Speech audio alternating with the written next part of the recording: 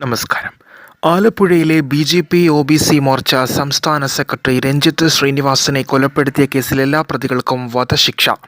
Mavelikkara additional sessions judge V G. ശ്രീദേവിയാണ് ശിക്ഷ പ്രഖ്യാപിച്ചത്. 15 പ്രതികളും കുറ്റക്കാരാണെന്ന് ശനിയാഴ്ച കോടതി കണ്ടെത്തിയിരുന്നു.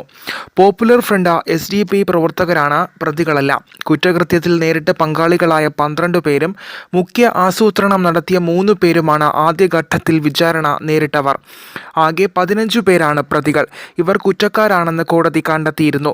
2021 ഡിസംബർ 19 രഞ്ജിത്ത് ശ്രീനിവാസൻ കൊല്ലപ്പെടുന്നത്. ആദ്യമുണ്ടായ ഷാൻ കൊലക്കേസിൽ ഇപ്പോഴും വിചാരണ തുടങ്ങിയിട്ടില്ല. കഴിഞ്ഞ ആഴ്ചയാണ് പ്രോസിക്യൂട്ടറെ നിയമിച്ചത്. കേസ് ആലപ്പുഴ സെഷൻസ് കോടതി അടുത്ത മാസം 2 പരിഗണിക്കും.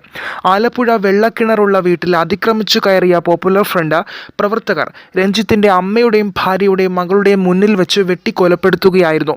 തലേന്ന് മണ്ണഞ്ചേരിയിൽ വെച്ച എസ്.ഡി.പി. നേതാവ് കെ.എസ്. ഷാൻ കൊല്ലപ്പെട്ട മണിക്കൂറുകൾക്കകമായിരുന്നു രഞ്ജിത്തിനെ കൊലപ്പെടുത്തിയത്.